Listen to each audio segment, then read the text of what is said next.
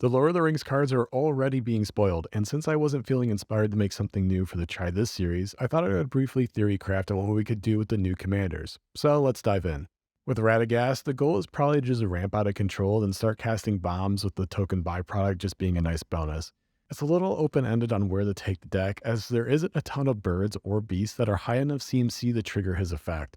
So I think if you're building a birds or beast tribal list, then you're better off just using Taunos who can copy the spells themselves. If you're going the route of casting bombs like large X costing spells, then it's cool to also turn them into token cantrips that can protect you. With Frodo Sauron's Bane, it's hard to judge just how good this card is without knowing how the temp mechanic works. It's cut the level up mechanic with extra steps, though you could skip stages with cards like Maskwood Nexus. Leveling him up isn't that difficult, and we can just make him unblockable with cards like Whisper Silk Cloak or Rogue's Passage to kill off players. I think he's a cool commander with a way to eliminate your opponents without resorting to commander damage. Maybe I'll change my mind if the ring mechanic really punishes you or something, but we'll see. Speaking of the ring mechanic is Gollum Patient Plotter. How good this is really depends on that mechanic. Assuming it doesn't outright kill you, Gollum is a great combo commander. He's essentially a bad reassembling skeleton in the command zone. As an aristocrat commander, it shouldn't be too difficult to set up a death loop with him. I have a feeling the ring mechanic will pump the brakes on this though, so we'll see. If it isn't that bad, then having part of an aristocrat death loop in the command zone could be very good. Basically, the goal would be to have some drain effect on the field, some mana effect, and some other token production effect like open the graves. Then loop Golem as the catalyst to kill everyone with the drain effect. Samwise the Stout-Hearted doesn't really seem like a good commander for most people. I think if you're the player who doesn't really care about who their commander is and plays for the color identity or utility the commander provides, then this might be a good one for you. It's cool to have sort of an instant speed regrowth in the command zone, but it doesn't really lead towards any particular playstyle and is just utility. It could be nice in the 99 of an ETB deck like Elishnorn, but isn't really flashy as a commander. Gandalf the Grey feels like a storm commander to me. I'm not super familiar with that archetype, so if you are, let me know in the comments how you think you could break this card. I feel like if you were storming enough, you could just win with the damage effect. Since the dramatic reversal combo with Isochron Scepter actually cast the copies, you could in theory kill everyone with him, assuming you could draw him from the top of your library over and over again and cast him. You could also just flicker him to reset the picks, but I don't know many Izzet cards that could do that, so I'm not sure. Overall, he seems pretty interesting if you're in the Storm decks, though I'm not really sure how effective he would be. Aragorn and Arwen Wed is a go-wide Selesnya commander who probably wants to play into token strategy. To be honest, I think this card is kind of boring, I'm sorry.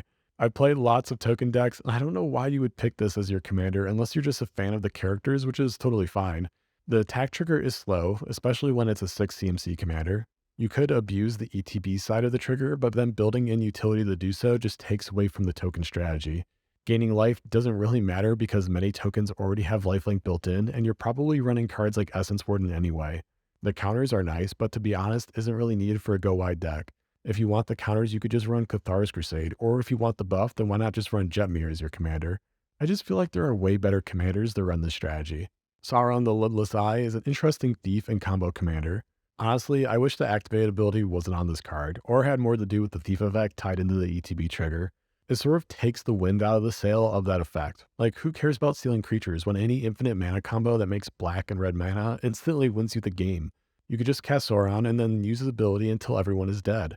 If you want a more thief-like commander, then just run Marchesa. Sauron is a great card in the 99 of that list, as you can just sack him and steal something else when he comes back. As a commander, I think you'll just see him as a combo deck. There isn't a very effective way to loop him for the steal effect, so I don't think people will play into that too much. Rakdos isn't exactly known as a go-wide list either, so his activate ability will be mostly just for the burn portion. We'll see how it plays out, but honestly he's sort of a big threat. Since his ability is neither gated by tapping him or once per turn, he could easily win out of nowhere. There's no reason to cast him until the player has infinite mana set up, and at that point he's mostly unstoppable. Most mana loops are redundant enough that unless your removal has split second, you probably won't stop it. If he gets countered, then no big deal. He can just be recast and he doesn't care about summoning sickness. I think he'll turn into a kill on site commander for maybe high-powered playgroups. Last up is Tom Bombadil. It's cool seeing this card. I've only seen the Lord of the Rings movies, but both of my roommates in college read the books and loved this character, so I was hyped to see it spoiled. I don't see a lot of Saga decks because they're kind of a meme. They're generally not very good, but they are fun to play against, and it's cool to see different ways people have tried to make them work. Only getting his Saga Cascade once per turn seems like a strange break for this commander. I don't know ways to go infinite with this effect, but my guess is the designers were worried you'd be able to pull every saga out of your deck this way without it. You can still get the triggers on your opponent's turns though, so adding some proliferate tech into the deck will help you get extra triggers, and it's useful with sagas anyway. I'd also recommend running Hall of Heliod's Generosity in this deck. If I'm understanding the card right, the saga that triggers this effect should be in the graveyard when it goes on the stack. You could hold priority and then put the same saga on top of your deck to cascade into it with the land's ability. He just seems really cool, and with so many sagas being printed over the years, I'm considering finally giving that archetype a try. What do you all think so far? Which commanders are you excited for? I'd love to hear from you, so leave a comment below, and as always, thank you for watching. Good luck, and have fun.